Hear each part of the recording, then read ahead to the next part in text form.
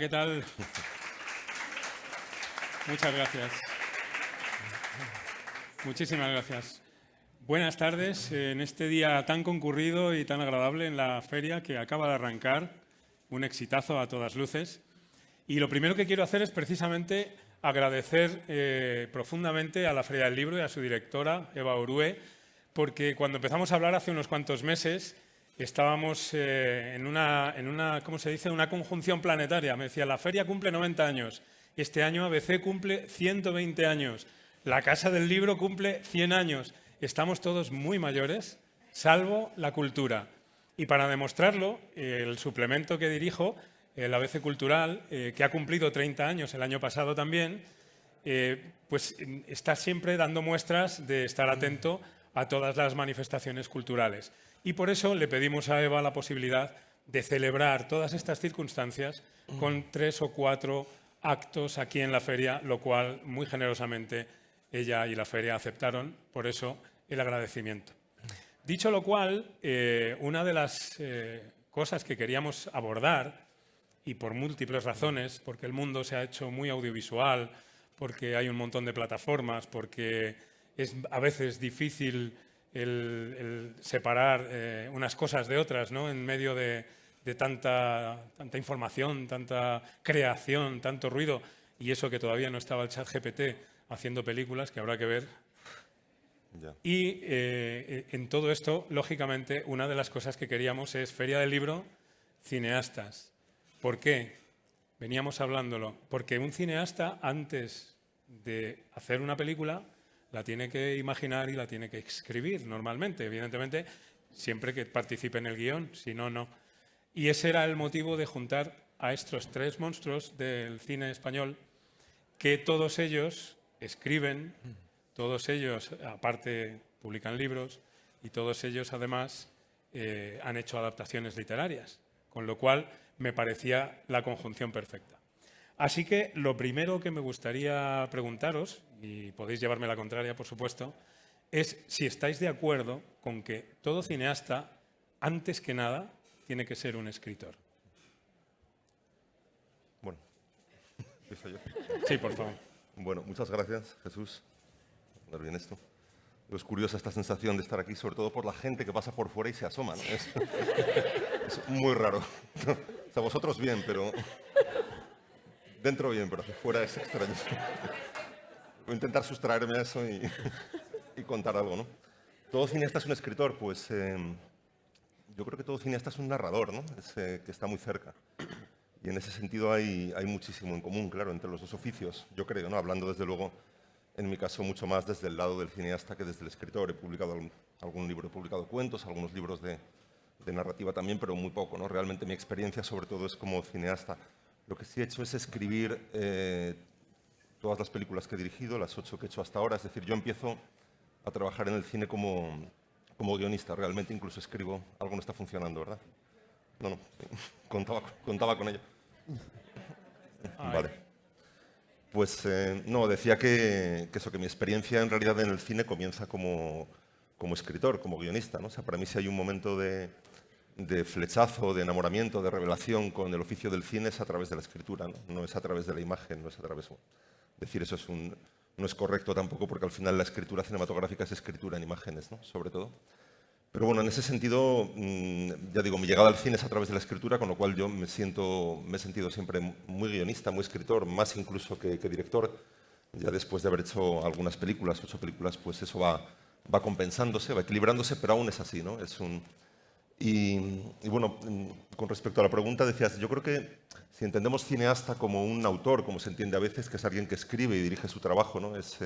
Que no siempre es así, como sabéis, ¿no? En nuestra industria, en España, esto es habitual, es bastante habitual, pero bueno, también hay muchos cineastas y muy buenos, algunos maravillosos, que no han escrito sus historias, ¿no? O sea, eso no es garantía de nada, en realidad, ¿no? Pero bueno, yo sí pertenezco a ese grupo, yo creo que todos los que estamos aquí también, yo sí siento que es así, ¿no? Lo decía al principio, yo creo que al final alguien que hace películas es alguien que cuenta historias y en ese sentido es un narrador, es un escritor también, aunque no escriba sus guiones y lo haga en imágenes, y que en ese sentido son dos oficios que tienen muchísimo en común, ¿no? Tienen pues, cosas que no tienen que ver solamente con la técnica, con el manejo del lenguaje, o sea, con las herramientas que utilizas para contar historias, sino que tienen que ver con cosas, creo, mucho más importantes para contar historias, que tienen que ver con el interés, con la curiosidad, con tu percepción del mundo, con cómo percibes eso, ¿no? Estar aquí dentro de un lugar donde pasa gente y mira, ¿no?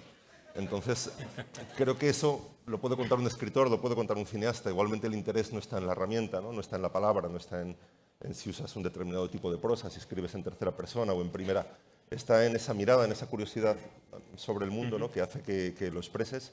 Y el que lo sepa hacer con palabras, pues es maravilloso. El que lo sepa hacer con una cámara también, y el que lo sepa hacer dibujando, el que lo sepa hacer cantando, bailando, expresando lo que tiene que contar o lo que cree que tiene que contar, pues bienvenidos sean.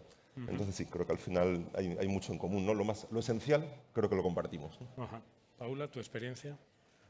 Pues en mi experiencia comparto todo lo que dice Fernando y igual me iría un poco más atrás. Es que creo que previamente todos somos lectores. Entonces, al ser lectores, inevitablemente nos pasa a todos, luego unos lo desarrollamos con unas herramientas o con otras, rehaces las historias en tu cabeza, las reinventas, inventas otras, encuentras otras, las reconstruyes. Entonces yo creo que hay un circuito interminable entre el lector y el escritor, entre el que crea la historia, la proyecta, la vuelve a revisar, le viene otra historia que es la que le provoca otra historia.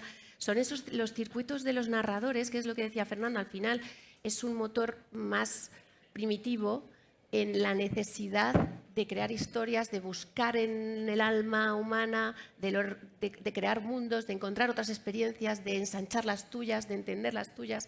Eso puede adquirir todas las formas. En mi caso, pues como dice Fernando, también, claro, yo he pasado muchos años, y a lo que me he dedicado muchos años, es a trabajar en la docencia, a trabajar en la universidad. Y lo que yo estudié, y precisamente toda mi labor en la tesis doctoral, arrancaba sobre la escritura y sobre la escritura de guión. Entonces, la búsqueda en eso, curiosamente, es lo que a mí me ha alimentado, me sigue alimentando, y son los mecanismos que hacen que yo perciba el mundo como lo percibo, en esas búsquedas. Y en las búsquedas en sí mismas, de la misma manera que para mí, probablemente la literatura, pero más allá de que luego en la... perdón, llevo 1 millón de años afónica, quién sabe por qué. Igual alguien no quiere que hable más. Pero hay algo también en la literatura, en mi manera, en mi caso, y creo que en el de muchos de los que estáis aquí, que amáis los libros, que amáis la literatura en todas las formas que tiene, yo la descubrí tan temprana, tan inconsciente, tan se convirtió en parte de mi vida, sin solución de continuidad, con la vida física, la vida imaginada de la literatura, que eso hace que yo estoy hecha de eso tanto o más que de las experiencias reales, que de mi propia experiencia, porque formaban parte de mi propia experiencia. Entonces, toda la literatura popular que a mí me llegó de niña, toda la literatura que luego he estado estudiando, que es a lo que me he dedicado muchísimos años, es la que inevitablemente, cuando he querido reconstruirla en otras experiencias, nacen en una primera forma literaria, pero también luego pues, han basculado en el cine, que para mí es una experiencia de una intensidad, de una proyección brutal, por la misma manera en que descubrimos, creo que de manera muy primitiva, muy primaria y muy iniciática las películas, y se convierten en parte de ti. Entonces es algo que sí, creo que leer y escribir es una corriente que no cesa y que todos lo somos. Mientras hablabas todo el rato estaba pensando en la palabra aventura. ¿Hay algo de aventura, de riesgo en todo esto también? Bueno, de forma inevitable. Yo me atrevería a contestar tu pregunta a riesgo de haberla olvidado. Con un no, en realidad. Creo que decía Billy Wilder, sobre todo por su etapa como guionista, que un director no tenía por qué saber escribir, pero convenía que supiera leer. Y efectivamente son oficios distintos. Hay vasos comunicantes, claro, como los hay entre la pintura y la poesía, seguramente más que entre la poesía y la agricultura.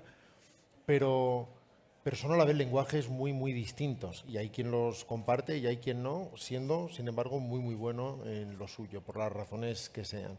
Sobre todo cuando se apuesta por el lenguaje, cualquiera de estas disciplinas, por el lenguaje específico de cada una de las narraciones, porque hay formas de narrar que son simplemente operativas o funcionales. Eso sucede en la literatura, generalmente no en la alta literatura, pero hay una forma de simplemente definir una trama y otra que tiene más que ver con la evocación y con la mirada y con la resonancia.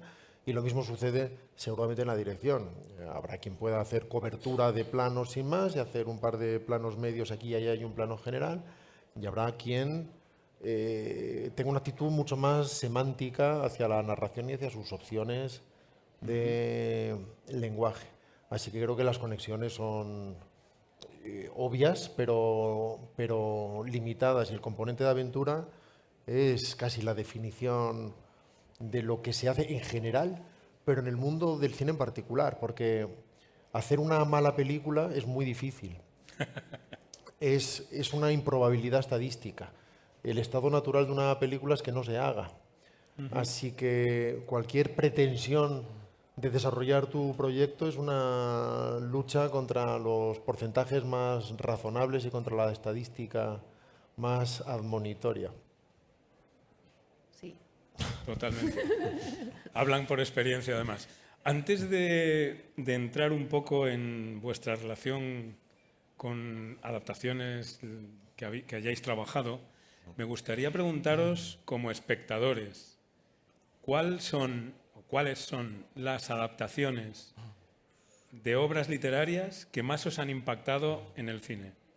Es decir, esas que os han dejado un recuerdo imborrable, que habéis visto que era un trabajo que por lo que sea os parecía o el magistral o respetuoso con la obra literaria, o literal incluso de una manera encomiable, o no literal, una adaptación libérrima, pero que funcionaba como ninguna otra. ¿Cuáles son vuestras adaptaciones al cine de obras literarias favoritas? Pues ¿Sí? Es difícil, o sea, sí entiendo, puedo pensar en algunas. Hace poco he estado viendo otra vez El nombre de la rosa, que creo que es por citar una muy reciente que tengo en la cabeza, ¿no? Que me parece una estupenda adaptación que deja mucho fuera, mucho muy valioso del libro de Eco, ¿no? Muy interesante, la parte más bueno, pues, en fin, más reflexiva, ¿no? sobre el conocimiento, sobre la época, pero que sin embargo es no solo tremendamente eficaz, creo que es fantástica, ¿no? La vi hace poquito otra vez, es por citar una, ¿no? Hay alguna otra, por ejemplo, recuerdo también Sostiene Pereira, pero para explicar casi lo contrario, ¿no?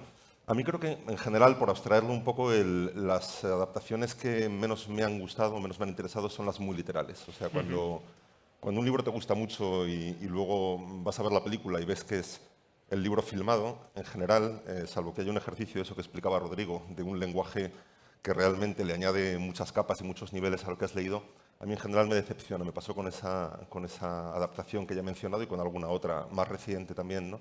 Sobre todo cuando te ha gustado el libro, ¿no? Si crees que es un libro, como en el caso de Sostiene Pereira, claro, que te ha llegado, pues cuando luego lo ves filmado dices, es un poco, o sea, en cierto modo es como una ilustración de lo que has leído, ¿no?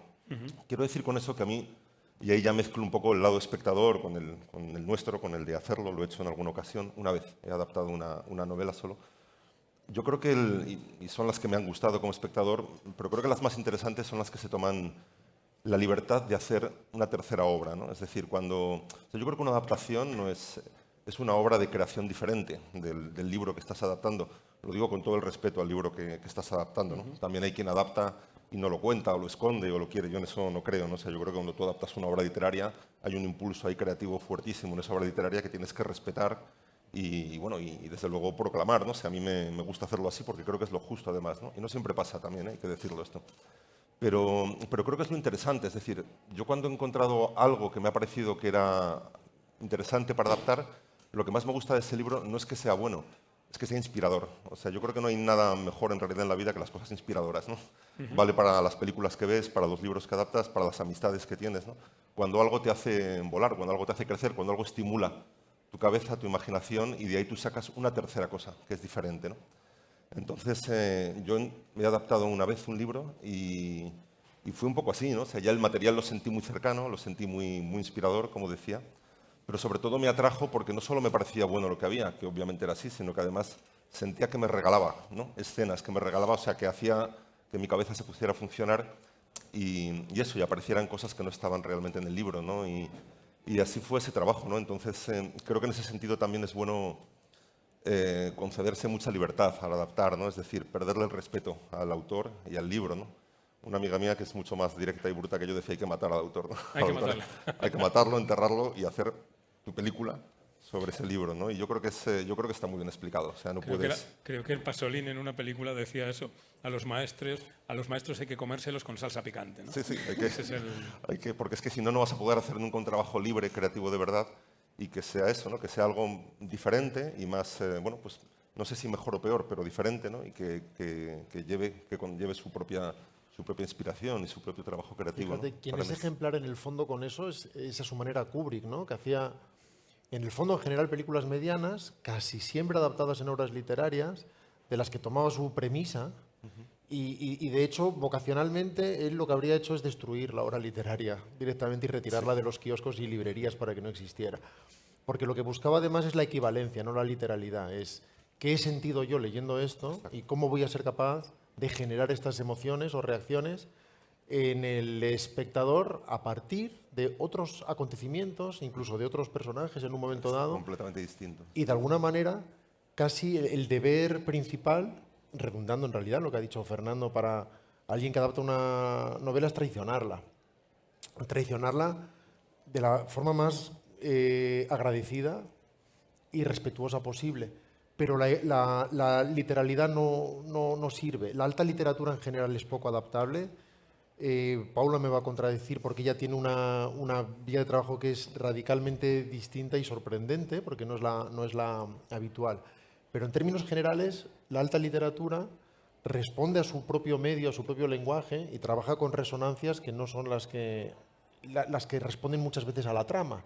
Y muchas veces el cineasta, como Hitchcock, prefiere la literatura fungible, pero con una buena premisa, que sin embargo sí que pueda crear una película emocionante o cinética o algo así. En cambio, Paula tiende más bien a buscar a los grandes autores, sea Teresa o sea Hemingway, y trabajar a partir de ellos. Es que el tema, todos estos temas del pulso que tiene la obra literaria con la que va a ser la obra fílmica o la que es, con respecto a qué buenas o malas adaptaciones, contestando a la primera pregunta me pasa como a Fernando, probablemente son las que no retienen literalmente nada, pero lo contienen todo. Y ese es un ejercicio apasionante. A mí, de todas las cumbres borrascosas que se han hecho, a mí particularmente me parece muy interesante la de Andrea Arnold, porque renuncia al texto entero, a todo el texto. Y no como un ejercicio, sino como un latir. O sea, no es solo un ejercicio intelectual el que ella hace. Entonces, ahí es cierto que a priori las grandes obras tienen una experiencia tan compleja, que proyecta a tantos mundos, tiene tantas capacidades de expandirse en todas las direcciones, que elegir 90 minutos de imágenes que irán una detrás de otra, cerradas, con un tiempo cerrado, empequeñecerá con casi total seguridad la experiencia del lector. En las grandes obras que se han mantenido en el tiempo y en el espacio, porque son los faros culturales que cada vez que gira, yo qué sé, el entorno, la sensibilidad, vuelven a dar una lectura y por eso son tan grandes. Pero a mí me pasa, como dice, o sea, entiendo que eso es así. El peligro de decepcionar ante la grandeza de una lectura polisémica tan grande de los grandes autores, de las grandes obras literarias de la historia de la literatura, que ya se han situado en un lugar porque a cada generación le regalan experiencias nuevas y le regalan, como decía Walter Benjamin, sobre figuras históricas, pero se podría aplicar a obras literarias, los ángeles de la historia, aquellos que cada vez pueden ser leídos, entendidos por una agenda cultural distinta, una sensibilidad distinta, por cada uno individualmente de una manera única y a la vez te une a todos los que lo han leído. Eso es algo muy imbatible que dices, ¿para qué te metes ahí? Pero a mí hay algo, y es verdad que yo he escrito mis propios guiones, y tengo escritos guiones, pero cuando decido meterme en algo, y Rodrigo me lo ha dicho muchas veces, no te metas ahí, porque es muy... Porque Hemingway... Yo acabo de hacer una adaptación de una novela de Hemingway que se llama A través del río y entre los árboles, y una adaptación que a su vez es una adaptación de la obra de Mayorga, de La lengua en pedazos, que adapta a su vez el libro de la vida de Santa Teresa. Bueno, Hemingway y Teresa, que son palabras Muy mayores. muy fuertes, o sea, son personalidades, ángeles de la historia, como diría Walter Benjamin, capaces de ser leídos desde muchos ángulos conforme pasan los tiempos y las coordenadas cambian y siguen teniendo sentido. Pues porque creo, al final, cuando tú coges algo, lo coges porque resuena en ti, porque tiene un sentido en ti. Y ese sentido en ti atraviesa fugazmente millones de cosas que inconscientemente hace que digas, para mí, ¿para qué voy a escribir una historia absurda mía, minúscula, a la que yo no voy a llegar a expresar jamás como se está expresando aquí? Esa es la razón por la que a mí me apasiona y creo que adopten una forma cinematográfica nueva con las intensidades del lenguaje, y aquí sí viene lo que decía Rodrigo, de tienes que ser muy autodisciplinada, o yo intento ser muy autodisciplinada con el lenguaje que vas a usar cinematográfico, con la semántica de las herramientas que tienes para otorgar a esas palabras que confluyen en un universo único una nueva experiencia. Ese es el reto. Que sabes, y yo cada vez pienso, la voy a cagar. Y lo pienso, porque es verdad, es como Santa Teresa. Pero aún así, inconscientemente es que sigo tirando hacia ahí porque creo que Teresa de Ávila tiene más que decir que yo, o dice mejor que yo lo que yo querría decir. Entonces es inevitable. Y en cuanto a la literalidad, tengo también un apunte, porque es cierto que las peores adaptaciones son las literales, porque entonces no te otorgan nada y te han castrado muchísimo la libertad de esa experiencia que tú tenías en tu mente mientras leías. Sí que al mismo tiempo a mí me ocurre que al trabajar con palabras, o sea, sobre todo Lorca y Santa Teresa, que eran en lengua materna, pero también en Hemingway, palabras tan poderosas per se, que no, pues, o sea, Como una música, digamos. claro, ¿no? que tienen una musicalidad en sí misma, que atraviesan resonancias y atraviesan significados que alcanzas o no, te vienen o no. Hay niños que recitan a Lorca, les viene y no lo entienden, pero porque ahí hay un río, igual que Teresa de Ávila, igual que Hemingway, igual que tantos. Y en ese caso sí es necesario recuperar la literalidad a veces de la palabra y no pervertirla. Y yo he tenido experiencias de actores que de pronto se están inventando y dices, no inventes a Lorca. No inventes a Lorca porque vamos a naufragar. Además, vamos a perder una música preciosa. Muy interesante, pero antes, igual he estado yo distraído, pero es que Fernando y Rodrigo han dicho algunos nombres. ¿Alguna adaptación favorita? Mira, alguna adaptación favorita, esa que te he dicho de Andrea Arnold, un poco Es verdad, sí, cierto. Diré que la de Saura de Bodas de Sangre, por lo mismo, por el reto de transformar en movimiento una tragedia que su motor es tan poderoso y universal y es tan simbólica, tan reducida a lo esencial, que es capaz de hacer una película donde solo bailan y entiendes con una intensidad muy única y especial la misma historia. Y luego a mí hay... pues que a mí me gusta... Es que hay muchísimo cine que es adaptación y a veces no lo sabemos. Sí, eso es verdad. Fernando quería hablar también. Sí, no, quería decir un poco para explicar quizá lo mismo, pero de otra manera que también, y un poco en mi descargo también, que es que yo he estado en el otro lado también, o sea, cuando hay un momento en que te adaptan, ¿no? En mi caso, no como autor literario, sino alguna película que he hecho, pues ha sido llevada al teatro, en Familia fue así, también se ha hecho pues, algún remake de alguna película, en Italia se hizo un remake también de Familia, ahora se está preparando algo sobre un trabajo mío, y que digamos que como autor adaptado también pido eso, pido que me maten también, o sea, que realmente... Creo que es algo que sientes que es mejor, ¿no? A mí me ha pasado, pues eso, la primera experiencia fue Familia, la llevaron al teatro y la gente que la adaptó, Carla Sanz, ¿no? de Tricicla, él quería involucrarme en la escritura de alguna manera, ¿no? Quería, bueno, te voy pasando borradores, me vas diciendo. Yo, una vez me pareció estupendo cederle la historia para que él la reinventara, quería eso, ¿no? Que él la reinventara, es decir, no quería ser yo pues el autor original tutelando el respeto a las palabras, a la estructura, a la idea, ¿no? En realidad me interesaba mucho más su visión sobre el argumento de familia que yo perseguir, que pasa a veces también creo, pues que él hiciera una obra de teatro, una adaptación completamente pegada al guión de la película, ¿no? Me parecía poco interesante. Me pasó con aquella adaptación italiana que se hizo también de familia también, y fue igual, ¿no? Para mí era, ya voy a verla el día del estreno, ¿no? O sea, prefiero que hagas tu película y no interferir en ella, ¿no? Pero bueno, finalmente también, y en cuanto al proceso, para mí se trata un poco de eso, ¿no? Cuando partes de un trabajo previo de alguien, de una novela, es verdad que también lo que haces o lo que yo intento hacer es desmontarla, ¿no? Como quien desmonta un motor, que no sé cómo se desmonta un motor, pero intentar entender la novela no como lector, sino como escritor también, ¿no? O sea, leerla de esa manera, ¿no? Como intentar entender cómo se escribió, cómo se imaginó, cuáles son sus resortes, cuál es el corazón de esa historia y para qué sirve cada uno de sus personajes, a dónde te lleva cada uno de sus personajes, como para conocer muy bien, ¿no? Intentar conocer la historia pues como la conoció en su momento el escritor, pero para a partir de ese momento hacer pues lo que decíamos al principio, ¿no? Realmente hacer una historia que, bueno, que parta de ahí, pero que se parezca mucho a la percepción que uno tuvo cuando leyó la novela, ¿no?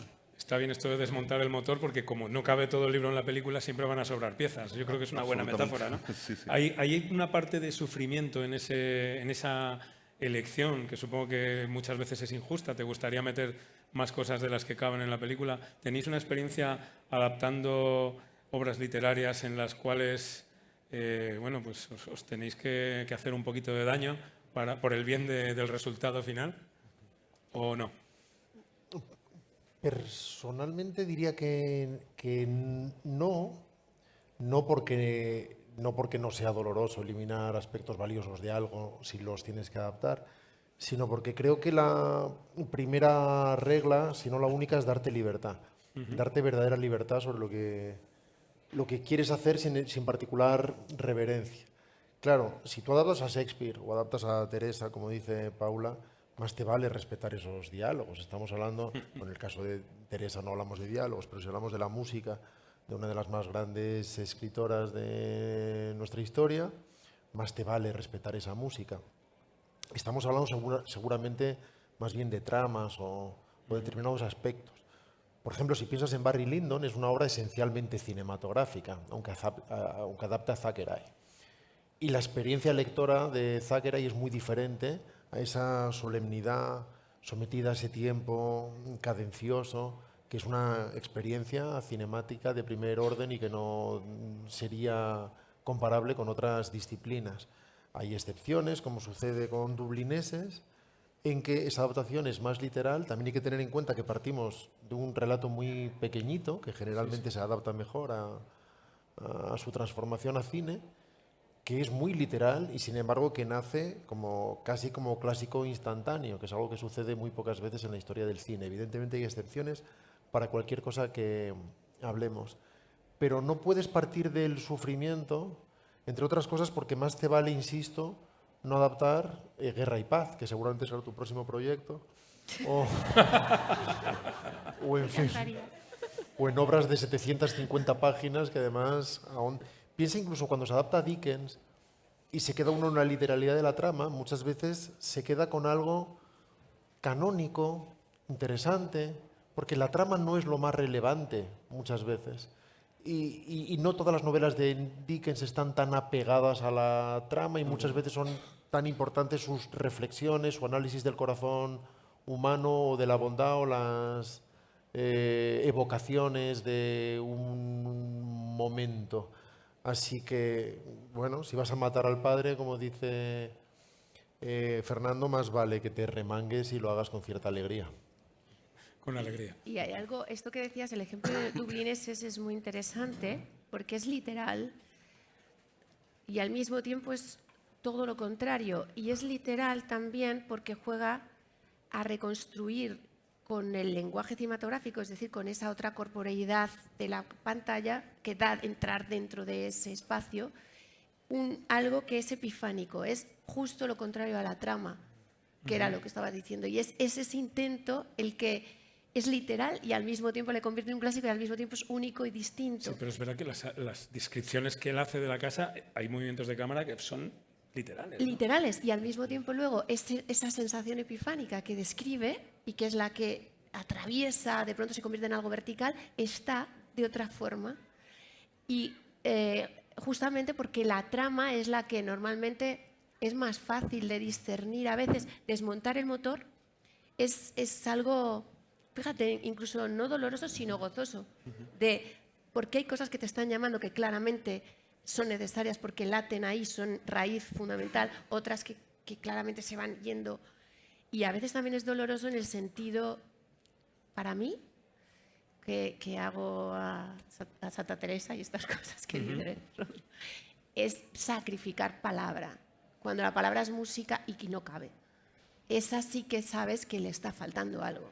Entonces ahí sí, ahí duele. Y sabes que además estás perdiendo muchas veces lo mejor. Pero no en la trama, no en los argumentos, ni siquiera en las aristas de personajes a veces, porque cogen otras aristas en el actor o en la dramaturgia, cogen otra.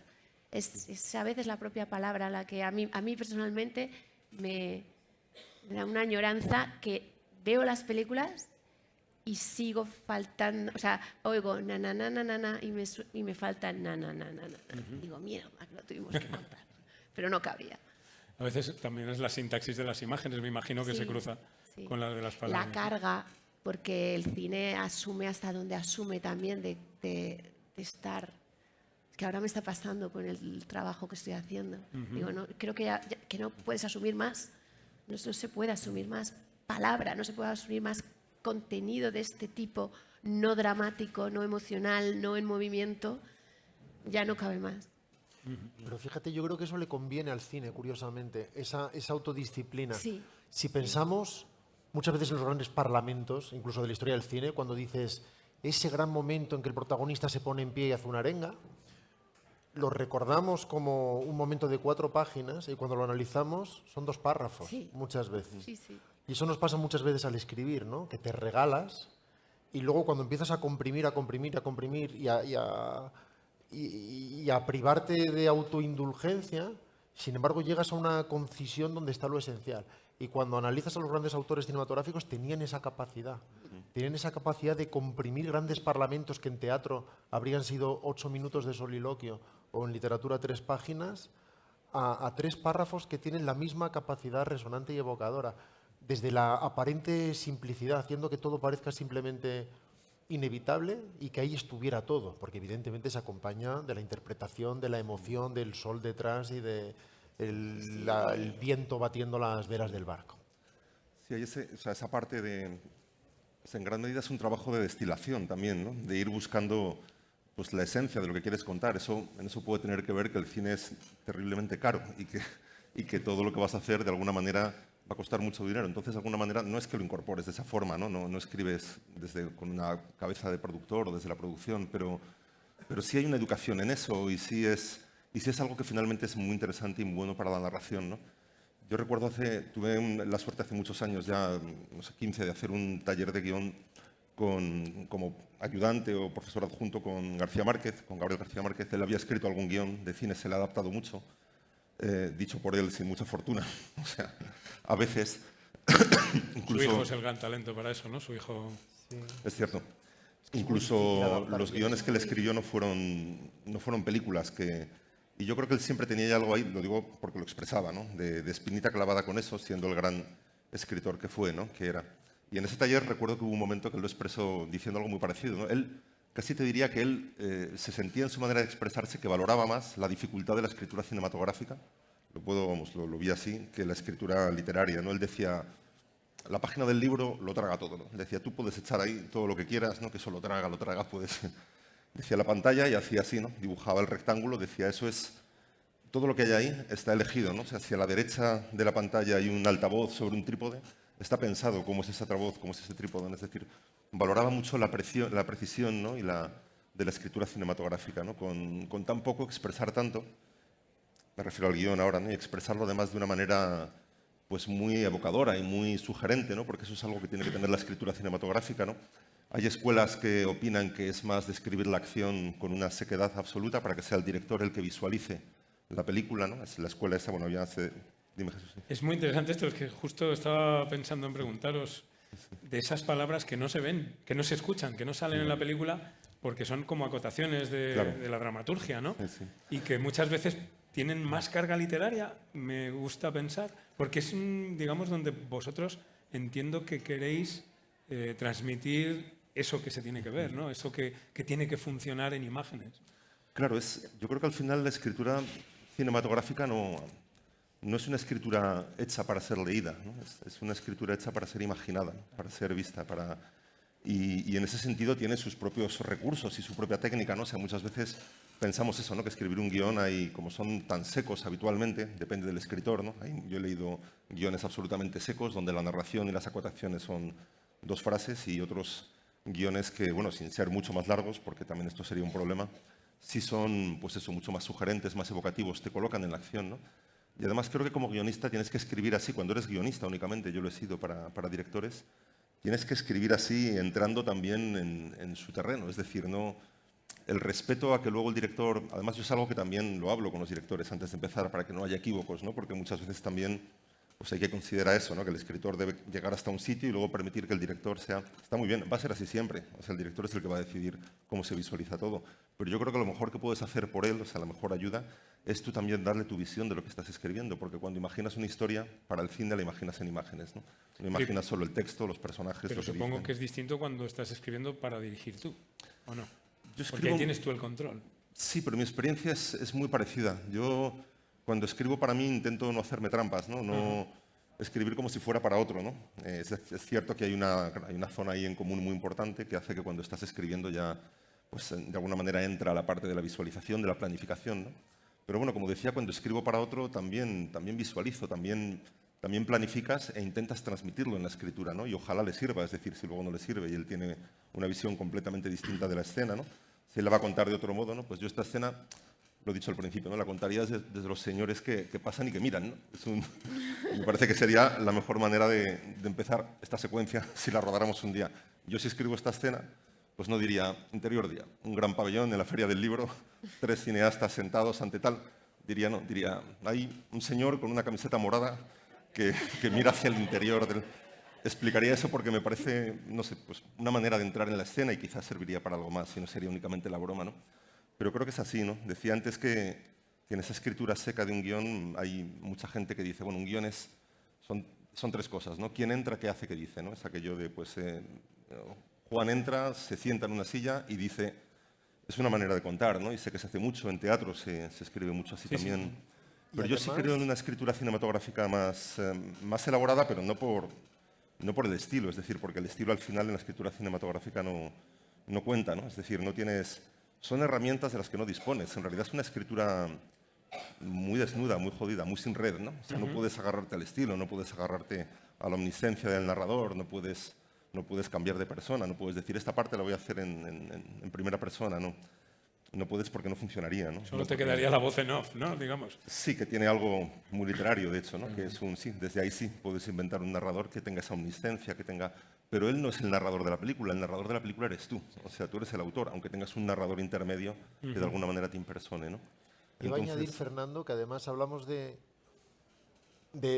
guión como si fuera un medio para el equipo, pero el guión es lo que van a leer los actores que te van a decir sí o no, es lo que van a leer los financieros que van a entrar en la película sí o no, lo que van a leer los productores que te van a decir sí o no, es decir, no está garantizada la encarnación de ese guión. Entonces no vale decir, no, esto es para mí, es una guía, es una referencia, luego yo ya me apaño, salvo que seas millonario o en fin, o que seas un intocable de tal nivel que levantas la mano y en lugar de parar un taxi alguien te para un furgón de billetes, pero no es lo que sucede habitualmente. Así que aunque no es un medio literario y no es un medio literario, no está destinado a ser leído ni a ser publicado, a veces te tienes que valer de herramientas que no me atrevo a calificar de literarias, pero de tu buen manejo de la escritura, para generar en el lector la imaginación precisa sobre aquello que tratas de evocar. Y en un momento dado hasta te puedes permitir en una descripción de una acción ser irónico, por ejemplo, no porque aquello vaya a acabar en la película, eso se pierde, sino porque eso sí que ayuda a evocar la ironía general de esa escena o el tono al que se tiene que imprimir en algo. Que eso sí es una acotación súper literaria, es que son como las de Valle, que 3 frases y ¡pum!, ¿no? Te han puesto ahí. Claro, y si el ritmo se precipita, también lo puedes hacer tú a través de la acción. Si el ritmo se remansa, también a través de tu dizque estilo, no me atrevo a decir estilo, vas a tratar de generar en lo posible, que siempre será un porcentaje en el fondo muy reducido de la experiencia final, en lo posible, una evocación más o menos cercana que permita que lo que el otro configura en su cerebro se parezca en algo a la experiencia final. Es que este es el asunto. Es el hecho de que es verdad que es un ejercicio de autodisciplina muy fuerte porque no te puedes salir. Hay sí o sí, hay una serie de elementos que la escritura de un guión es física, porque los elementos que vas a poder reproducir o que van a tener que estar ahí creando eso va a ser siempre físico, nunca un discurso mental, nunca algo inasible, siempre es lo físico. Pero y bajo unos parámetros de tiempo. El tiempo va contra ti, cuál es el tempo interno. O sea, cuánto dura esa historia, cuánto tiempo fílmico va a haber para llenar eso. Que luego está, como decía Rodrigo, los ritmos internos, que los tienes que escribir. Pero el asunto central es la evocación. Porque pese a toda esa cuestión, que sí, que efectivamente es una guía para el equipo, es un contrato a muchos niveles, este es el primer contrato de la película, todos nos pactamos a hacer esta película, no otra, de esta forma. Y hay una serie de elementos muy técnicos, es muy caro, hay que ser muy cuidadoso en cómo eliges, cómo expresas, pero por encima de todo eso que exige el guión como texto de trabajo, ahí está el hecho de que hay una serie de gente que tiene que imaginar la película lo más cercana posible. O sea, acercar tu cabeza a la cabeza de los actores que la van a tener que interpretar, de los financieros, efectivamente, que tienen que creer que esa experiencia merece la pena hoy, merece la pena ahora, tiene unas razones de ser. Eso exige, pues sí, poner en marcha, pero autocalculadamente. O sea, es una especie de tour de force contigo mismo todo el rato, con la evocación de lo que quieres, de lo que se debería provocar, la sensación de cómo salir de esa historia en el cine, de cómo vas a salir de ahí a un nivel emocional. ¿Sabes cuándo percibes que el autor hace trampa? Que eso pasa a veces como director, cuando lees guiones y te estás haciendo trampa. Está haciendo trampas literarias. En una novela tú puedes poner, era una sandía de una perfección deslumbrante. Y como decía antes Fernando, la página lo traga todo. Sí. En cine, ¿qué coño es una sandía de una perfección deslumbrante? Tú puedes dedicar 3 páginas a describir un amanecer, pero en cine es un amanecer, es la filmación de un amanecer. Tú puedes empezar una novela diciendo aquella mañana del 3 de marzo, después de 5 semanas de lluvia, por fin salió el sol. Si tú quieres mostrar eso en cine, no te basta con que salga el sol, porque si sale el sol, simplemente es un plano de un sol que sale. Necesitarías contar previamente que llevamos 3 meses de lluvias. Entonces, lo que en una frase puede contener una cantidad de información y nuevamente de resonancias y de evocaciones y aromas infinita, en el cine se reduce, no diré a la literalidad, pero a la concreción. El cine por alguna razón exige más realismo, incluso cuando es muy evocador, incluso cuando es Tarkovsky o cuando es 2001, pero luego las ideas tienen que aterrizarse. Y en la literatura no siempre tienes que aterrizarlo. Y cuando ves según qué guiones que no aterrizan, es cuando te das cuenta de que te los han dejado sembrados de trampas. Sí, sí. Y una cosa, dándole la vuelta, cuando llega el momento de rodar, que imagino lo difícil que debe ser ese control de tantas cosas. El guión estaba en la base, pero cada actor tiene su interpretación, los movimientos de cámara, los extras, todo lo que supone la producción. ¿Os ha pasado o no os ha pasado que de repente veis cosas que a lo mejor no estaban en el guión, pero que os van a servir, que son lingotitos de oro de carácter literario, quiero decir, no porque esté hecha con palabras, sino porque sirven a la historia en ese fondo, en esa manera de encarnarse, ¿no? Y que no estaban en el guión y que de repente, ¡fas!, aparecen. ¿Cómo os sentís cuando eso ocurre? Si es que ocurre, que no lo sé, ¿eh? Eso es lo mejor. No, pero son esos momentos que la realidad te regala, igual que la realidad te cercena permanentemente en el cine, por lo que tú decías, porque luego llegarás ahí y luego la realidad se impondrá y tendrás lo que tienes. Y fundamentalmente te cercena y te obstaculiza, porque cuando no debería llover, llueve, cuando no debería... Pero hay veces que te regala momentos, pero desde un actor a... Anda, que ahí había un pozo y hay agua, a ver, asómate. Y se está reflejando una imagen que no contabas, que hay en ese lugar que está diciendo todo lo que estaba diciendo la obra que no estabas pudiendo contar. Esa creo que es de las pequeñas alegrías internas que te animan a seguir. Como que, sí, como de descubrimiento, es un poco hay algo de juego, es algo muy de pequeñas epifanías, de microdescubrimientos que están diciendo más que todo lo que esperabas y que eso era mejor que tu cabeza. Y eso pasa y eso, menos mal que pasa también. Sí, y además que luego las cosas también, una cosa que pasa mucho en cine es que luego las cosas no son como tú quieres del todo. Cuando ha dicho pozo me he acordado de Un día perfecto, que era otra cosa. No, pero por ejemplo, digamos que la sandía deslumbrante que describía Rodrigo, normalmente cuando vas a rodar no es deslumbrante. O sea, con lo cual dices, bueno, igual en vez de una sandía va a ser otra cosa que ves en rodaje que te parece más útil. Y el atardecer que iba a ser hermoso con el sol entrando pues es un día nublado y no, el atardecer no se ve, ¿no? Es decir, pierde su interés, con lo cual tienes que reinventar eso y encontrar otra manera de cortarlo. Pero es verdad que ese es su encanto, ¿no? O sea, esa dificultad también. Yo en ese sentido, yo lo que he intentado hacer, como contaba antes que empecé como escritor, como guionista, entonces yo es verdad que en mis primeras películas sobre todo, y todavía hoy también lo confieso, persigo mucho lo que he imaginado, ¿no? Es decir, tú imaginas una película y realmente la imaginas cuando la escribes. Hemos estado contando mucho sobre eso. Y de alguna manera la persigo, ¿no? Haces un ejercicio de anticipación también, incluso de lo que va a pasar en el set después, ¿no?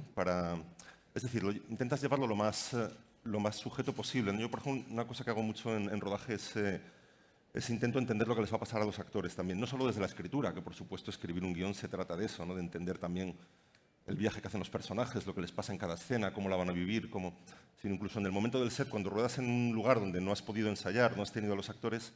A mí me gusta mucho ir a primera hora cuando llegan los eléctricos al rodaje, que son los primeros que llegan a un rodaje siempre para empezar a iluminar el set. Pues me gusta mucho llegar casi a la vez que ellos y sentarme donde va a estar sentado el actor, ¿no? Si es una cafetería, por ejemplo, busco la manera de rodar eso, intento pasar por lo que va a pasar él, digamos, esto sí tengo 2 horas para hacerlo, 1 hora, porque no es lo mismo, ¿no? Si tú estás en una cafetería y estás esperando, por ejemplo, a que llegue alguien y es una cita importante para ti, es muy importante dónde te sientas en relación con la puerta, ¿no? O sea, ¿te importa verla llegar unos minutos antes a través del cristal? ¿No te importa? Entonces, todo eso es algo por lo que luego el actor va a pasar, ¿no? Cuando tú le pidas al actor, siéntate aquí en esta silla, él a lo mejor va a llegar y va a decir, hostia, es que yo en esta silla, es que la puerta está muy lejos y yo quiero estar más cerca de la puerta.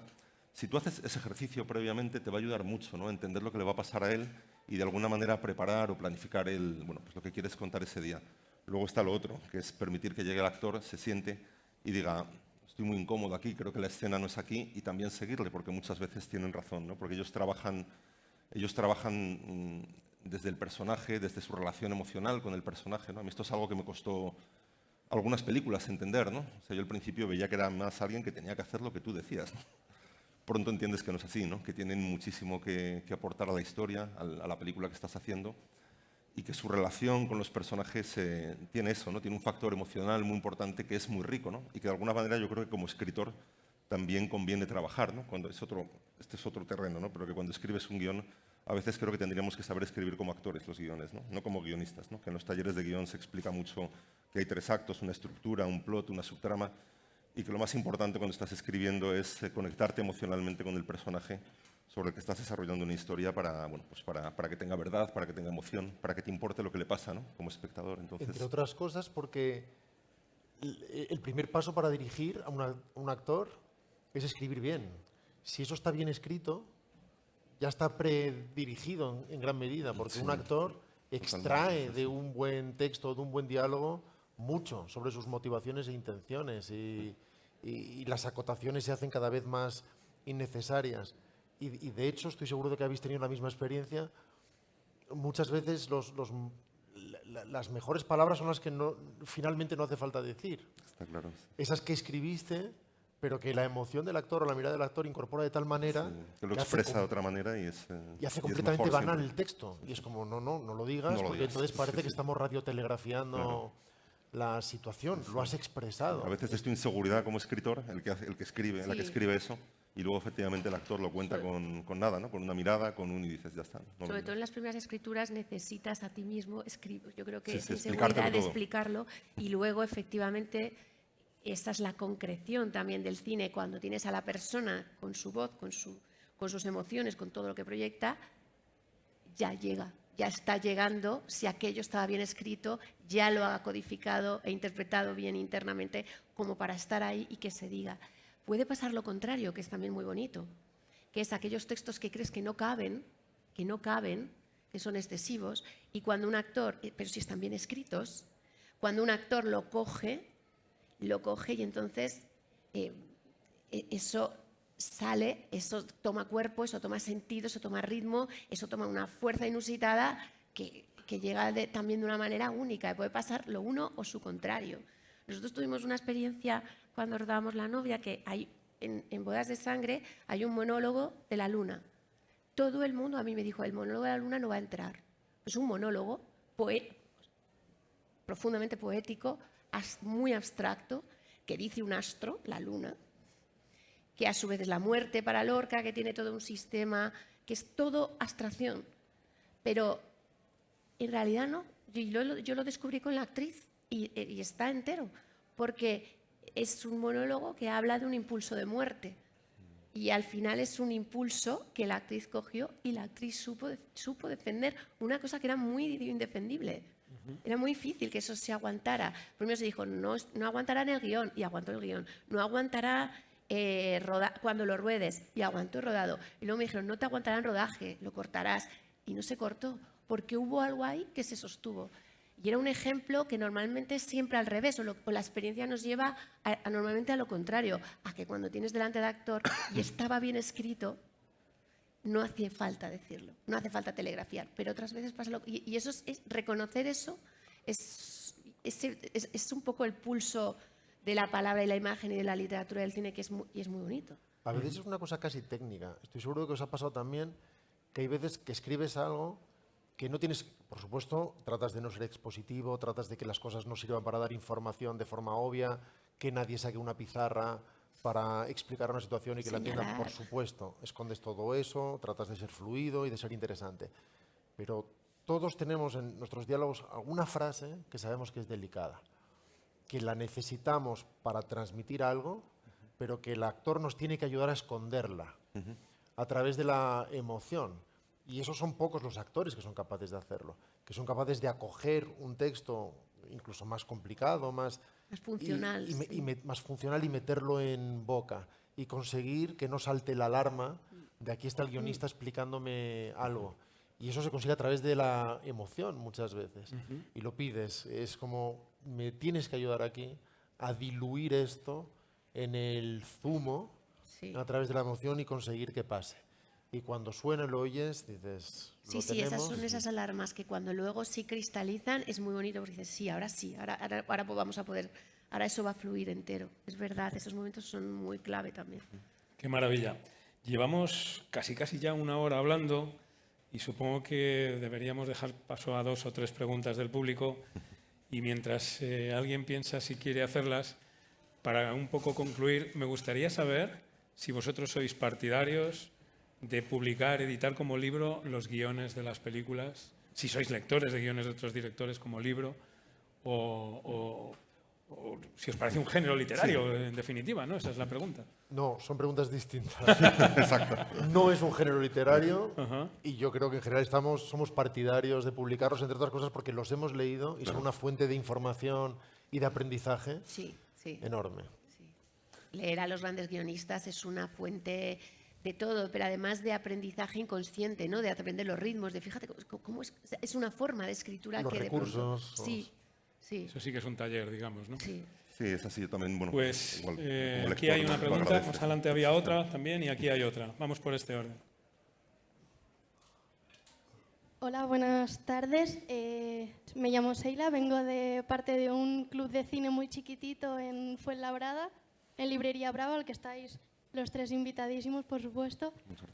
Y mi pregunta es tanto para Paula, bueno, una para Paula, ¿cómo se pasa de Bodas de Sangre, que ya es un texto escrito, teatral, a la maravilla lírica que es La novia? Y para Rodrigo, ¿cómo se plasma en un guión el maravilloso plano secuencia de El amor en su lugar, por ese gueto de Varsovia? Porque me imagino que es visual, no hay, tiene que ser toda base de acotaciones. ¿Puedo contestar yo la de la novia? Te cuento yo lo del el plano secuencia. Perfecto.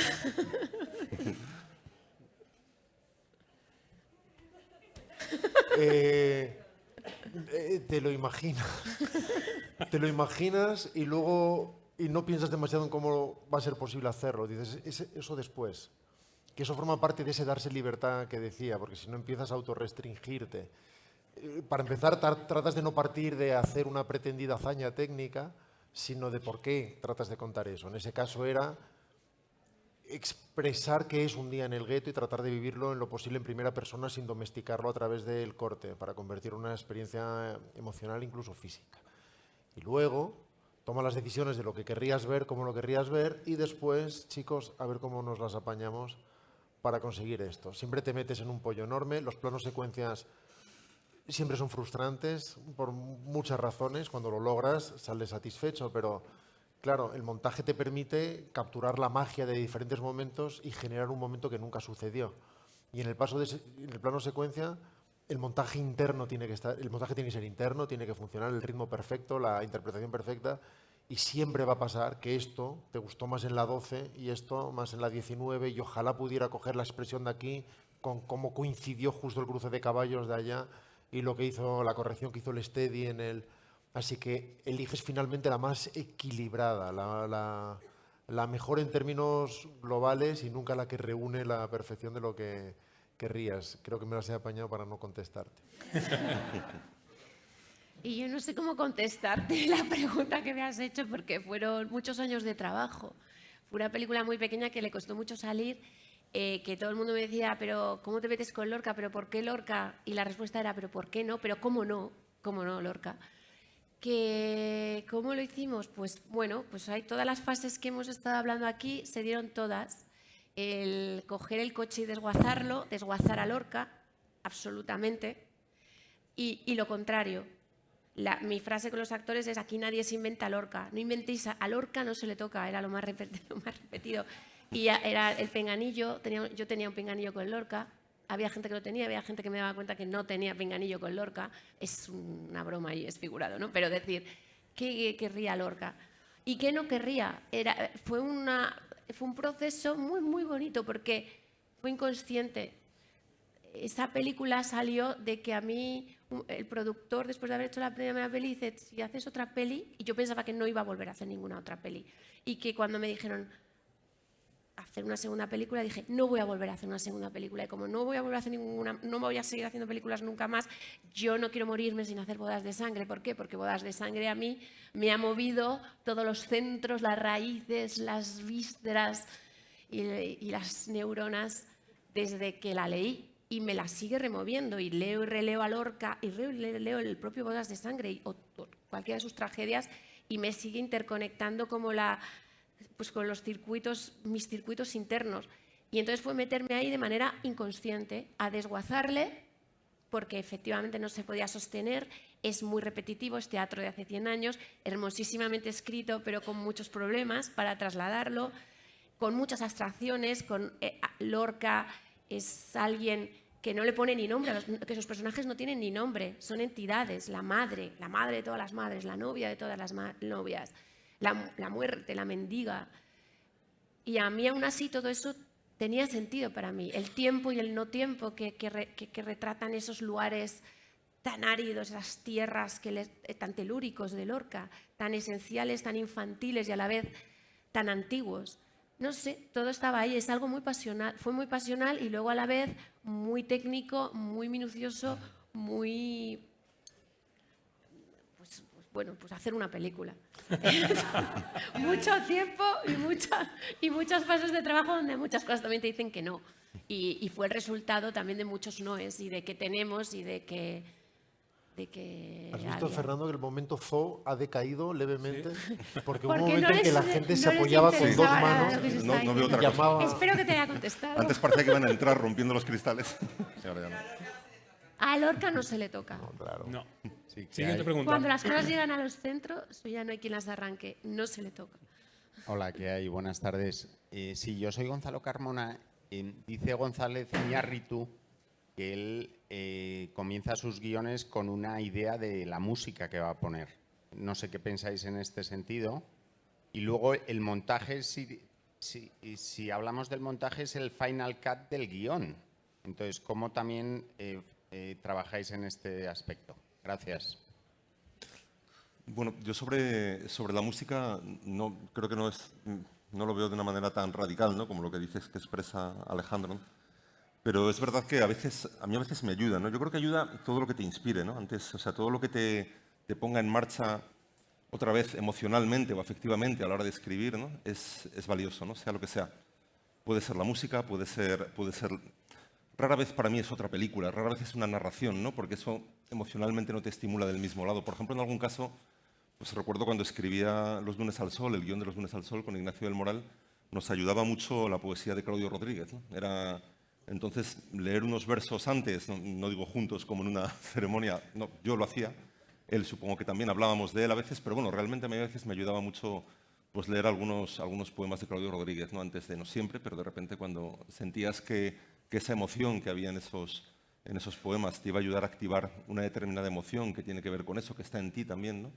Pues lo hacía, ¿no? Y muchos... Haces esto, no sé si todo el mundo lo hace, ¿no? Pero yo creo que esto es herencia de una maestra. Siempre uso algunas citas que tienen que ver con cosas que he leído, que me mueven también, ¿no? Como hablaba Paula de su experiencia con Bodas de Sangre, ¿no? Y están en el guión. Casi todos mis guiones tienen una cita delante que tiene que ver con algo que de alguna manera contiene la historia que quiero contar. Mira, más que la música, ¿no? Más que la música. Y en aquel caso fue así. Recuerdo que luego todo eso llega al rodaje. Me acuerdo que en el rodaje de Los lunes al sol yo tenía un libro de Claudio Rodríguez, ¿no? Sus obras completas, que es un libro así y lo tenía allí, igual marcado, subrayado, y era un libro al que recurrían mucho los actores a veces, ¿no? Javier tenía una vez, además fue accidental, una vez me acuerdo que estábamos rodando en el bar de Los lunes al sol y cogí la copia del guión de Javier para consultar algo y veo que tiene en la portada, recortado, metido, fotocopiado, uno de los poemas de los que habíamos hablado. Yo solo había compartido todo eso, claro. Y había un poema que se llama Lo que no es sueño, creo, y lo tenía allí, ¿no? Entonces, era como un refugio eso. Estabas rodando y de repente cuando... En un rodaje hay 1000 razones para olvidarte de lo que estás haciendo. O sea, estás tan preocupado a veces, ¿no? Del clima, del no sé qué, del tiempo. Tienes que rodar 8 planos y te quedan 2 horas, ¿no? Que está muy bien tener algo a mano que te recuerde por qué querías hacer la película y de qué hablan, ¿no? Y en este caso fueron algunos versos suyos, ¿no? Algunos poemas suyos. Y estaban allí como un botiquín de primera, ¿no? de emergencia, ¿por qué estamos haciendo esto? Y veía a Javier a veces hacerlo, yo lo hacía, algún otro actor también. Son recursos, ¿no? A veces te vale eso, a veces te vale algo que te han regalado. En ese caso también, pues durante la documentación que la hice en Gijón, durante un encierro de 300 trabajadores en un astillero, estuve un mes y pico allí con ellos, pues al final me regalaron una de las cosas que ellos se ponían en el cuello pues para taparse la cara, para cuando tenían los enfrentamientos con la policía. Y eso lo llevé todo el rodaje, ¿no? Lo llevaba en la muñeca. Y era lo mismo. En realidad es una cosa que estás rodando y o sea, te olvidas de ella, pero sí hay un momento en el que dices, espera, ¿no? Te hace acordarte de aquellos, ¿no? De lo que estaban haciendo, de cómo estaban defendiendo sus empleos. Te hace acordarte la poesía. La música, en cierto modo, sería lo mismo, ¿no? Si te sirve, y a veces me sirve. Hay muchas veces que escribo también con música, pero casi siempre me sirve para arrancar. Luego la quito, ¿no? Y a veces llega hasta la película, ¿no? Y sobre todo el guión, ¿algo que decir? Montaje. El montaje, perdón, sí. Hay 1000 formas de aproximarse al montaje. Para muchos es una última escritura y se dice mucho eso y se mixtifica mucho eso. Yo creo que eso casi siempre es mal síntoma. Cuando se habla de que se reescribe la película en el montaje, casi siempre significa que se ha escrito mal, o que se ha dirigido mal, o que nadie sabía muy bien qué estaba haciendo y que le va a dar una tercera oportunidad. No tengo muchas lecciones que dar al respecto porque cada uno, como sucedía con la música que decía Fernando, a uno le vale la música, a otro un poema, a otro ir a nadar, supongo. Y lo que vale es lo que te ponga en marcha. Cualquier cosa que te ponga en marcha está bien. Pero en lo personal, precisamente para huir de esas trampas de las que hablábamos antes, yo trato de escribir montando, por ejemplo. De escribir en términos de montaje. Ser muy consciente de dónde acaba una secuencia y con qué dialoga, con qué choca. o qué dialéctica genera con lo siguiente, o qué sucede en términos rítmicos o cinéticos, para no hacerme trampas después, porque es muy habitual lo que decíamos, de que el director le deje el problema, de que el escritor le deje el problema al director y el director se lo deja al montador. Y eso es muy, muy habitual. Esto ya se hará en rodaje, y después en rodaje esto ya se hará en montaje, y luego en montaje esto ya se hará en efectos visuales, y luego el de visuales mira alrededor y no hay nadie. Entonces, y no es el momento de escribir una película en efectos visuales sin ninguna duda. Así que para mí es una herramienta de narración pura, eso es un hecho. No es una herramienta técnica. Para mí el hecho cinematográfico se produce en la sala de montaje. Lo que llamamos cine se produce en la sala de montaje. El resto sin banalizarlo en absoluto, porque el rodaje es donde se captura la verdad y necesitas verdad y sin verdad no puedes irte a montaje. Pero ahí te estás proveyendo de la materia prima con la que vas a hacer la película, después. Y por eso creo que en gran medida es fundamental, o al menos para mí lo es, el tener muy claro cuál es esa articulación desde el principio, incluso cuando ruedas. Al rodar, al saber exactamente qué necesitas, qué te es útil, qué vas a usar, porque mucha gente, y no lo juzgo porque lo que importan solo son los resultados. Aquí todos podemos ser el mejor didacta del mundo y luego hacer películas perfectamente mediocres, y gente hace las cosas de forma completamente distinta como las hacemos nosotros y hace películas estupendas. Pero hay gente que no jerarquiza en absoluto a la hora de capturar una toma y le da igual la distancia, si es la toma 1 o la 8, si es un plano general, y puede incluso llegar a drenar a un actor en un momento en el que nada de eso va a quedar en la película, nada de eso se va a ver, por distancia, por millones de razones. Así que no creo que un director tenga que montar sus películas, en absoluto, la mayoría no lo hacen y han demostrado muchísimo más que yo en su carrera, pero sí creo que tienes que tener muy claro en qué consiste eso, cuál es la fuerza y la energía que se producen en una sala de montaje. Sí, yo quiero añadir, es que si no, porque para mí ha sido uno de los grandes aprendizajes, precisamente por mi tendencia a la abstracción y la necesidad última e inevitable, necesaria hasta un nivel de la concreción y de lo lingüístico. Cuanto más lingüístico, la propuesta lingüística y la coherencia lingüística del director cuando rueda, entonces es cuando tendrá sentido el rodaje. Eso es rodar para montar. Y eso es lo que tiene sentido en lo cinematográfico para mí, que es lo que dice Rodrigo de no, ya veremos, ya ruedo desde aquí, ya veremos lo que hace el montaje. Es que entonces no estás dirigiendo, o sea, no estás dándole un cauce. No estás tomando decisiones. No estás tomando decisiones. Ese es el reto, ese es el gran trabajo mientras ruedas y mientras lo que tienes que hacer, que es eso, captar la verdad. O sea, tener el olfato para saber aquí se ha perdido el impulso, el latido, aquí se ha perdido, pero bajo ese lenguaje, bajo esas unidades lingüísticas que serán las que deberán ir en una dirección en el montaje, no ya veremos. Y entonces se da esas dos cosas, la necesidad del lenguaje, de la sintaxis ya rodando, es decir, como del eje narrativo, del eje horizontal, que se junta con lo que decía Fernando, que es lo vertical, y que decía él también, que es la música, que es un pañuelo, que es irse a nadar, que es lo que sea, poemas, yo también tiro de que no tienen nada que ver, hasta libros que luego ya comparte todo el mundo y es muy bonito, que usas como si fuera un libro de magia. A ver qué dice hoy. O sea, para hacer a Hemingway, yo habría como si fuera el Lichín, un libro mágico, como si fuera Harry Potter, habría a... ¿Cómo se llama el de hojas de hierba? A Walt Whitman. Que no puede haber nadie más contrario a un señor con otro señor. Y todo el mundo acabó habiendo ese libro. Te ata a ti, es un olor, es un momento, es tomarte un vino, es que yo qué sé. Pero es lo que Scorsese llama la chispa primera, que es la que tienes que recordar permanentemente. Porque si no, y ahí es donde está la verdad, ahí es donde está la razón primera y última de lo que estás haciendo, y ahí es donde te agarras de mil maneras. Y la música es muy poderosa, pero hay mil maneras. Sí, sí. Una pregunta más. Aquí había aquí adelante también una. Bueno, vamos a hacer las dos y ya está. Venga. Adelante. ¿Yo? Sí. Hola, yo soy Carlos Palenzuela. Soy actor, mi chica es actriz. Y nosotros hablamos mucho del tema de la libertad. Por ejemplo, en castings que nos llegan, en teatro sí que hemos encontrado mucha libertad. pero en cuanto tenemos que hacer un casting de cara a un rodaje, una película, una serie, sí que nos vemos un poco más limitados a la hora de resolver, que mencionaba Rodrigo.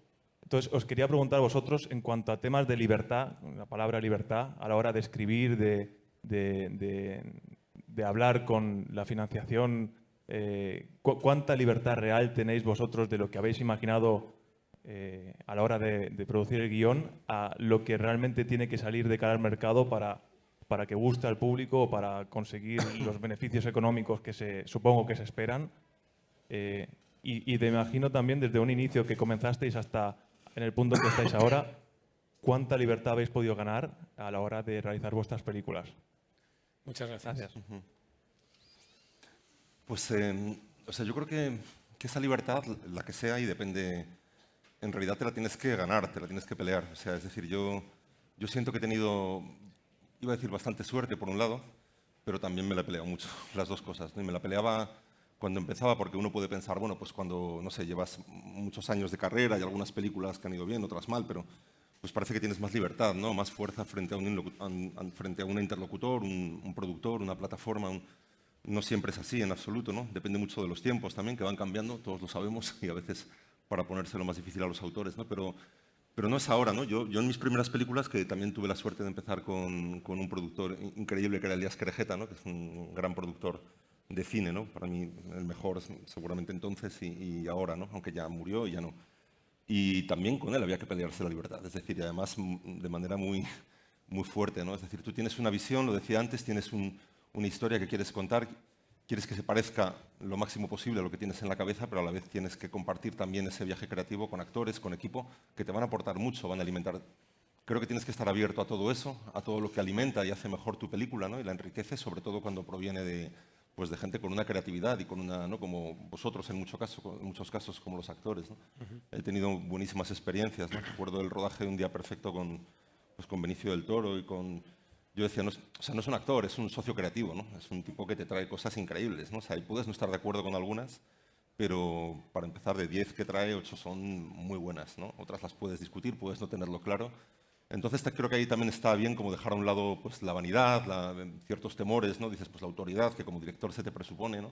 Son cosas que, sin embargo, en eso sí ganas con los años y con las películas, ¿no? Porque en realidad estás más seguro y no tienes ese tipo de miedos o de tonterías, ¿no? Sino que compartes con más libertad el trabajo creativo, ¿no? Pero hacia afuera, hacia productores, plataformas, hacia la parte económica, digamos, yo he intentado siempre hacer la película que he querido hacer, ¿no? O sea, nunca he tenido algunas presiones relacionadas con los finales, relacionadas con... Pero tengo que decir que pequeñas, y también tengo que decir que cuando se han peleado y se ha librado esa batalla, que la tienes que hacer y que es un desgaste y que es una parte muy importante de tu trabajo como cineasta, ¿no? Como director también, pues no sé, nunca ha pasado, ¿no? O sea, nunca he tenido que cambiar ni un final, ni un diálogo, ni nada por una cuestión política, económica. Y ya te digo, creo que es algo que tienes que luchártelo, ¿no? Esto es un poco para la gente que yo creo que empieza, ¿no? Que tiene 20, 25, que está... Quiero decir, creo que se puede realmente, ¿no? O sea, que no tienes que rehuir el compromiso, ¿no? Si comprometes tu primera decisión en una película, vas a acabar comprometiendo 40 decisiones, ¿no? Y la película cada vez se va a ir pareciendo menos a la que tú querías hacer, ¿no? Y una película al final hay 200 bifurcaciones, ¿no? Si ya en la tercera eliges el camino equivocado, que se va a ir alejando mucho, ¿no? Va a haber un momento en que vas a estar muy perdido como autor, ¿no? Entonces creo que es importante mantener eso y, ya digo, y lucharlo, ¿no? Claro, respecto a la libertad del actor, se dice, esto es un aforismo como cualquier otro que es tan discutible y que depende de las circunstancias, pero que el cine es el medio del director, el teatro es el medio del actor y la televisión es el medio del productor. Y eso tiene un sentido. Porque claro, por mucho que haya un autor en teatro y por mucho que haya un director que haya estado mucho tiempo ahí, llega un momento en que el actor se queda solo y hace la gira solo y hace, en cierto sentido, lo que le da la gana. Le hayan dicho lo que le hayan dicho. Si él considera que su opinión es la que vale y en Guadalajara va a hacer lo que le dé la gana.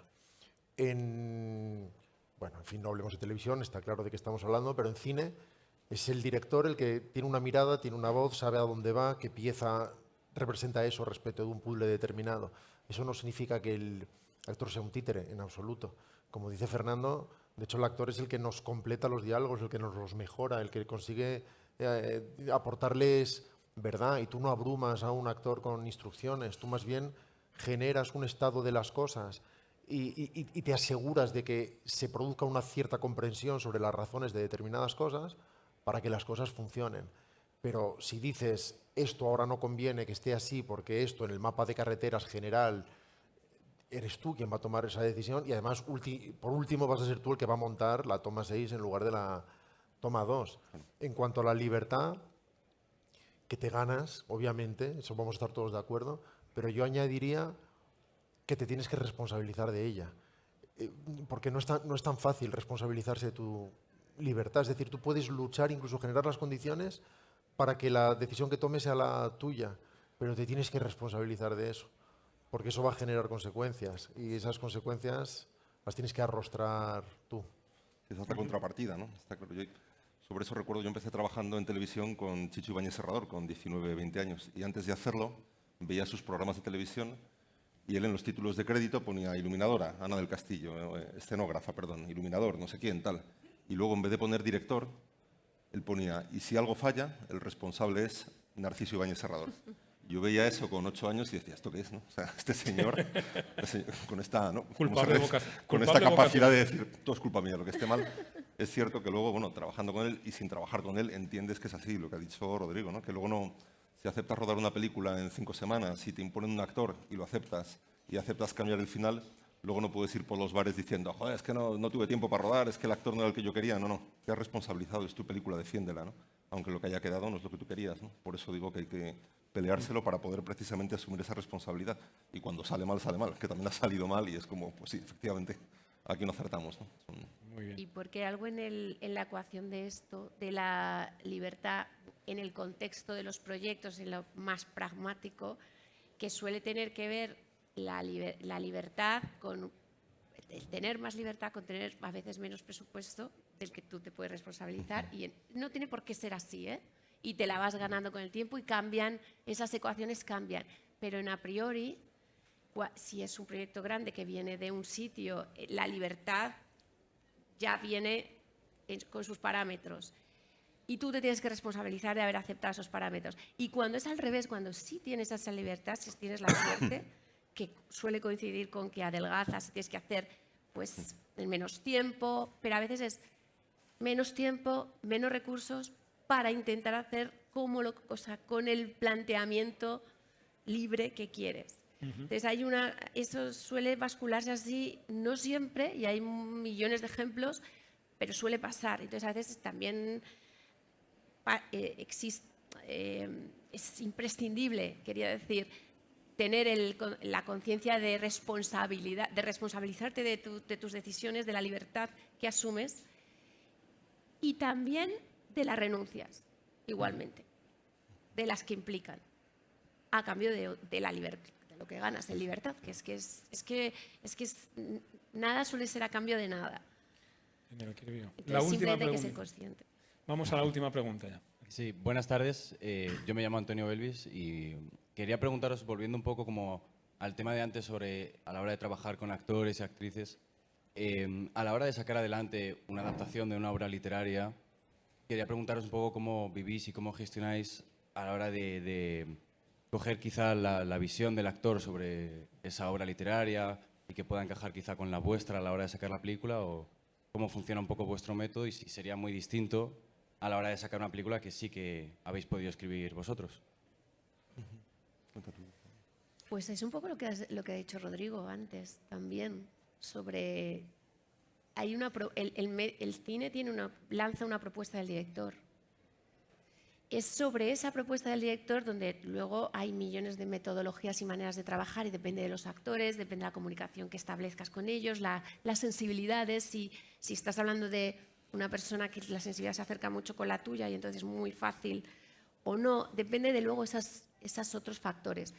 Pero de entrada hay una propuesta que sobre esa propuesta el actor tiene que trabajar y ofrecerte entonces sí maneras, formas, las herramientas para encontrar esa verdad que hablábamos antes también. Y va a suceder y va a encontrar su camino, pero no puede ser incompatible con el otro ni puede colisionar con el otro, no puede pasar. Ahí elimino ya todos los matices. Es el director, inevitablemente, tiene que ser así. no puede ser de otra manera. Y si no, haberte pedido director. De verdad tiene que ver solo con eso. Y vale con un guionista. Es que no se está haciendo la peli como yo quiero. Y puede tener toda la razón del mundo el guionista. Es muy posible que ese director le esté arruinando el guión. Y entonces lo único que le puedes decir es haberte pedido director. O sé director. O el músico puede decir, tengo una mirada distinta sobre esta película. Y entonces le podrás decir, ya, pero es que te has pedido músico, haberte pedido director. No, y es un poco, yo creo que tiene que ver con lo que decía antes. Al final el director un poco es como el que lleva el mapa en la excursión, ¿no? O sea, vamos todos de excursión, pero tú llevas el plano. Es el que de vez en cuando se para y dice, es por aquí. Porque alguien, el que asume la responsabilidad, o sea, que si luego nos matamos por el camino, nos caemos por un sitio, es verdad que van a decir, fue el tipo aquel que era el director, ¿no? Y es así, cuando una película va mal, el que se la carga es el director, ¿eh? Normalmente, por más que igual los problemas puedan estar en otro sitio, ya lo hemos dicho, al final es su responsabilidad, ¿no? Entonces, creo que es así también, y partiendo de lo que tú decías, de una adaptación literaria, al final, lo decía antes, ¿no? Que al final lo que tú propones no es tu visión sobre esa adaptación literaria, con lo cual, salvo que sea algo muy especial o muy diferente, lo lógico es que cuando tú incorporas actores a ese proceso, puede ser muy pronto en el proceso, la historia que te ayuden a contar y que quieran contar contigo es precisamente tu visión de esa obra literaria, ¿no? Ya decía que para mí es una obra de creación completamente diferente del libro, ¿no? Entonces, creo que es lo que tiene sentido, si no es verdad que se puede, bueno, creo que no tendría sentido. Y también tengo que decir que algunos actores con los que he trabajado, siempre en circunstancias parecidas a esa, siempre ha sido así, es decir, nunca han tenido ni interés en leer la fuente muchas veces, ¿no? No es que yo haya dicho, no la leas, léete mi guión, sino que a veces lo he ofrecido, incluso, quizá torpemente, he dicho, esto viene de un... Y muchas veces no tienen interés, lo que han querido es, hablo de actores también con mucho trabajo a la espalda, bueno, ¿qué más da, no? O gente con intuición más joven, que lo que ha querido es leer el texto sobre el que va a trabajar, ¿no? Entonces, me parece que es más inteligentes. Muy bien, quiero agradeceros muy copiosamente que hayáis estado aquí hoy. Hemos estado viendo pasar, gracias, algunas páginas de las que habéis escrito en ABC y en ABC Cultural, por lo cual también os quiero agradecer. Y muchas gracias a todos los que han estado pasando alrededor, haciendo de extras sin saberlo. Además, no nos han echado comida, lo cual también se agradece. Sí, yo lo temía. Y me quedo, con tu permiso, con Claudio Rodríguez. Siempre la claridad viene del cielo y el cielo es el guión. Muchas gracias. A mí. Como personas con mirada diferente, ¿cómo os habéis sentido hoy observados por media feria del libro? Venga, que es la primera vez que lo hacemos tan acristalado. Con muchísimas ganas de repetir. Ay, bravo. Ha sido sensacional. Yo me he sentido la jirafa, no sé quién os habéis sentido vosotros. Yo he pensado que era figuración, que lanzaba... He visto a mi ayudante diciendo, venga, 10 más. Y eso ayuda a llevarlo todo mejor. Enhorabuena. Todo es ficción, todo es mentira. Un 10. Gracias. Muchas gracias.